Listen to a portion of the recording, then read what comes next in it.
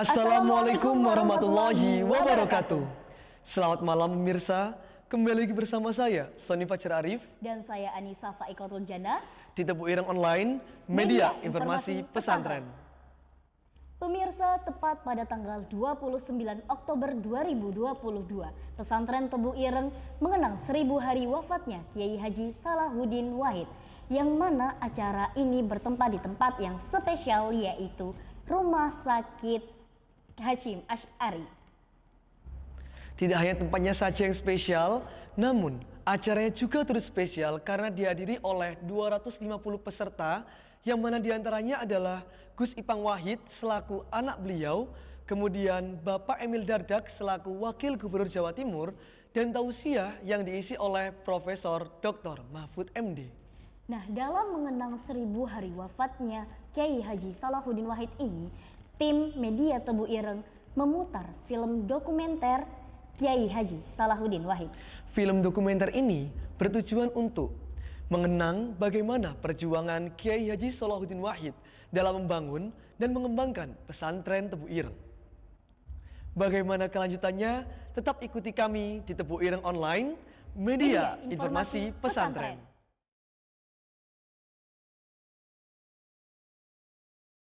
Ya, Gus Solah itu di mata saya, selain beliau suami saya, tapi beliau adalah guru saya. Saya banyak sekali belajar dari beliau, dari mulai keikhlasan, kesabaran, kejujuran, macam-macam sekali. Rasanya hidup saya dengan Gus Solah yang selama 52 tahun, itu rasanya masih kurang saya belajar. Karena hari-hari selalu diskusi terus tentang apapun kita selalu didiskusikan. Jadi rasanya 52 tahun kami nggak pernah berantem, nggak pernah ribut sama sekali. Itu yang jadi yang sampai sekarang saya kebayang-bayang terus. Bicara tentang Kiai Haji Salahuddin Wahid atau Gus Solah ini, kita tidak akan bisa ngomong di satu atau dua hal karena terlalu luas spektrum. Tapi bicara tentang Gus Solah, kita pasti akan bicara tentang spirit membangunnya dan spirit kolaborasi beliau. Nah, spirit membangun ini tidak akan pernah henti. Itulah buktinya kenapa Tebu Ireng bisa bertransformasi seperti sekarang ini.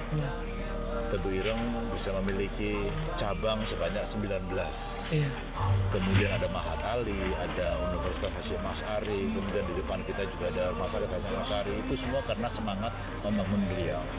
Itulah yang sangat luar biasa. Yang kedua adalah semangat kolaborasi.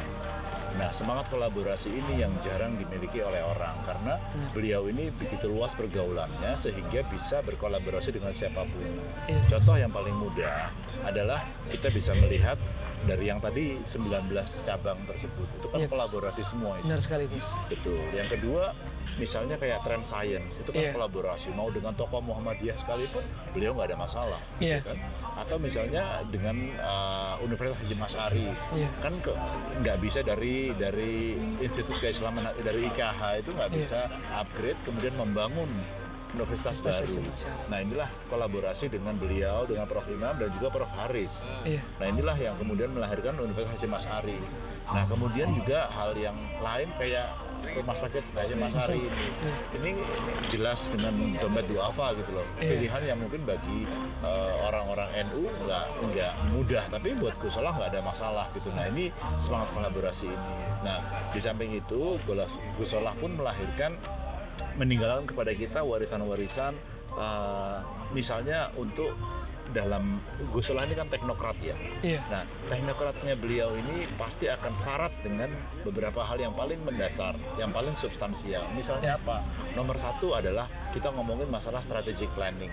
Beliau itu sangat kuat sekali di riset, kuat sekali di perencanaan, kuat sekali di implementasi dan evaluasi. Nah, itu sangat-sangat Gus Solah sekali. Ya kan, itu kan kekuatan teknokratisnya. Nah, kemudian juga ada kekuatan spiritualitas beliau. Landasannya apa? Landasannya adalah keikhlasan dan kejujuran.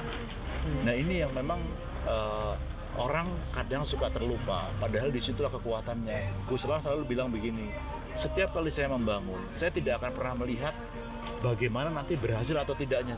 Itu tidak ada masalah. Yang paling masalah itu adalah apabila saya sudah melakukannya itu dengan benar dan dengan jujur. Nah, itu yang dilihat oleh beliau. Nah, itu kan sangat luar biasa. Dan yang ketiga adalah kekuatan networking.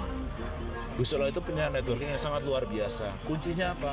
Tidak memandang-mandang dalam pergaulan. Tidak melihat-lihat orang dari latar belakangnya, tidak. Nah, dengan dasar itulah kemudian beliau bisa berdiskusi dengan siapapun, bisa berinteraksi dengan siapapun, sehingga melahirkan kolaborasi-kolaborasi tadi. Jadi saya rasa bicara tentang Gus Solah ini adalah bicara one of a kind ya. Jadi nggak gampang nyari orang sekaliber beliau yang bisa kita dapatkan. Nah, tugas kita adalah melanjutkan bagaimana supaya ini terus bisa berjalan. Nggak cukup cuma 1000 hari terus ya sudah 1000 hari, nggak bisa. Kita harus meneruskan perjuangan beliau. Dari yang ini kita sudah punya landasan. Nah, mungkin saya yakin beliau pasti hadir malam ini untuk melihat rumah sakit ini harus cepatnya jadi. Kenapa kita pilih tempatnya di rumah sakit ini supaya bisa segera terlaksana. Kita kepingin supaya rumah sakit Hasyim Asy'ari ini akan membesar. Awalnya dari tipe C untuk kemudian membesar dan memberikan manfaat yang banyak. Nah, yang kedua adalah Unhasyi. Kita juga kepingin melihat dalam 5-10 tahun ke depan bisa lebih besar daripada Universitas Unisma misalnya. Nah, itulah tugas kita, tantangan kita berikutnya. Saya rasa itu mudah-mudahan. Waalaikumsalam warahmatullahi wabarakatuh. Alhamdulillah Prof. Ya, itulah yang merupakan tugas kita, dan mudah-mudahan dengan dikawal oleh Prof Imam kita bisa melaksanakan apa yang dicita-citakan oleh Gus Solah. Saya rasa itu. Hari ini kita mendengar dari putra. Ada yang mengatakan seseorang itu juga diukur hidupnya dari bagaimana dia membesarkan anaknya. Bagaimana Gus Ipang, Gus Billy, Mbak Aca, Ning Aca menjadi sosok yang tentunya berbudi pekerti baik dan juga tentunya punya intelektualitas yang tinggi, kepedulian terhadap bangsa dan umat luar biasa. Kita juga mendengar dari Gus Kikin yang mendampingi sebagai wakil pengasuh dan akhirnya menjadi pengasuh.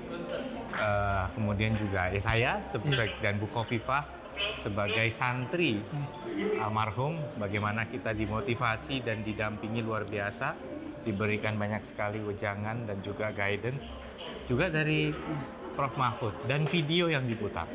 Semuanya menjadi testimoni bagaimana beliau adalah sosok yang profesional, tapi juga punya kepedulian yang tinggi, punya hati nurani yang baik, punya keberanian dan tidak takut kemudian untuk istilahnya menyampaikan kebenaran walaupun mungkin itu pahit, walaupun mungkin akan merugikan dirinya bahkan, tapi tidak mau kompromistis dan tunduk kepada hal-hal yang tidak benar.